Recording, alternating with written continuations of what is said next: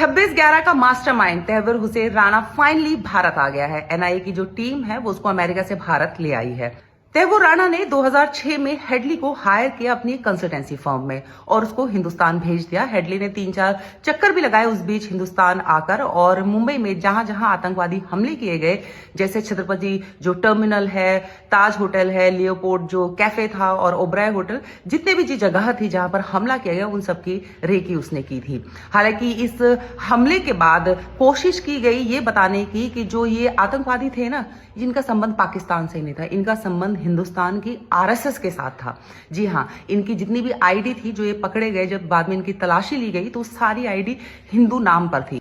आपने देखा होगा कसाब की एक पिक्चर बहुत वायरल हुई थी जिसमें जब वो शूट कर रहा था तो उसके हाथ पर एक कलावा बंधा हुआ था। तो कोशिश की गई थी पाकिस्तान के द्वारा भी, और खुद हमारे हिंदुस्तान में बैठे कुछ ऐसे महान योग्य लोग थे जिन्होंने इसको आरएसएस के साथ जोड़ने की कोशिश की और इनको भगवा आतंकवादी तक करार करने की कोशिश दे दी थी। हालांकि कसाब पकड़ा गया, और वैसे तो सबको ही पता था जब वो आतंकवादी हमला कर रहे थे उस वक्त भी उनके जो कॉल जो इंटरसेप्ट किए गए थे वो पाकिस्तान के साथ लगातार टच में थे और वहां बातचीत कर रहे थे।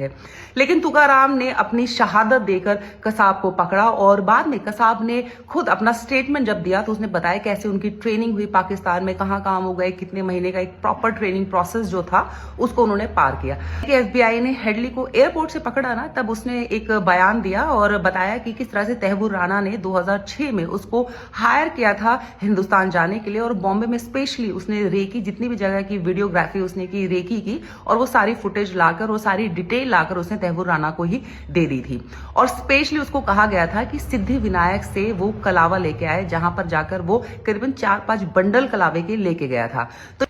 तहव्वुर राणा इतने टाइम से अमेरिका की कस्टडी में था क्योंकि उस पर डेनिश एक न्यूज़पेपर है जिसके ऑफिस पर हमला कराने और साथ में लश्कर तैयबा की मदद करने के आरोप में उसको गिरफ्तार किया गया था। और जब भारत, एक बहुत लंबे समय से लगा हुआ था कि भी उसका प्रत्यार्पण जो है वो भारत में कराया जाए, लेकिन वो बार बार जो उसके जितने भी वकील थे वो लगे हुए थे कि नहीं भी वो एक कनेडियाई और पाकिस्तानी सिटीजन है तो भारत में उसका प्रत्यार्पण नहीं हो सकता। और वो लेकिन लगातार लोअर, हायर, सुप्रीम कोर्ट में जब ट्रंप अमेरिका के राष्ट्रपति बने तो उन्होंने भारत की रिक्वेस्ट एक्सेप्ट की और अब वो भारत आ गया है। राणा के जो वकील थे ना, उन्होंने इस बात के ऊपर बड़ा हंगामा किया कि भाई इसको भारत ना भेजा जाए, इसकी जान को खतरा होगा। और दूसरा उन्होंने कहा कि जो हेडली है वो अपनी जान बचाने के लिए ना सारे जो आरोप है वो तहव्वुर राणा के ऊपर मढ़ रहा है। हाँ, राणा बहुत ही शरीफ इंसान है, आप टेंशन मत लीजिए, हिंदुस्तान में भी उसको ना वैसे ही रखा जाएगा, जितना शरीफ वो है ना उतनी ही शराफत से उसको हिंदुस्तानी जेल में रखा जाएगा, आप टेंशन